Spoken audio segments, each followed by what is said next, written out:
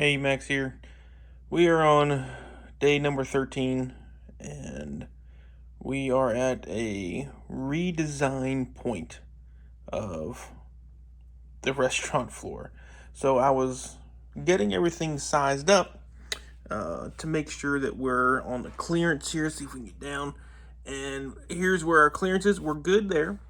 So I started building everything, getting sized up. And I come over here, I get my screw gear on, and I notice that this axle that's going to connect our motor here is going to hit this beam. And I'm like, uh-oh, gotta fix that. So we can't run this out. This will be into the roof. So we've got to figure out either how to drop the axle down, which we can't do because then the gear comes off the turntable. So what we have to do is keep the turntable and the gear all the same, but we have to raise the floor. So I think what I'm going to have to do is do some technic work through here on these connection points and just raise this. I'm hoping that I can keep all of this substructure here together. I don't know. We're going to try. I've got some parts here that I think that I can use that might be able to add into here and raise this up and get our axles all connecting and our motors connecting. So we shall see. Let's we have to tear this down and get started, and let's see what day number 13 turns into. Let's see what we come up with.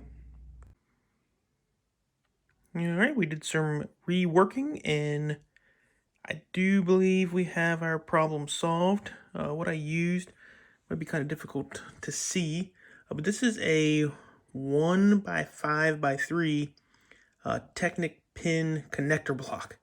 So I only have one of these, so there's only one on here right now. I don't have the other one here yet. I've got a set to part out, so I'll part that out and I'll get this part here and I'll finish that. But as you can see, parting out takes up space, and then you got to clean it up and do it again.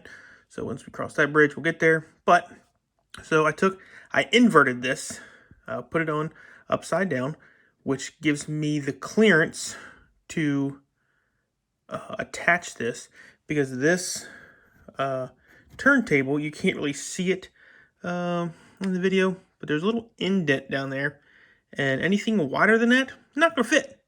So I was fortunate enough that this fit in there, and it's working quite nicely on this side. And then this beam sat right here on this, connected to this 1x4 Technic brick over here, and I'll spin that in a second, and yeah, should be working. So I did get the motor also hooked up. It's ready to go. And let's see if we can get this guy spinning around here. Got it going. Works great. Now, I do this on the app, and it moves a little slower, so we can adjust the speeds as necessary.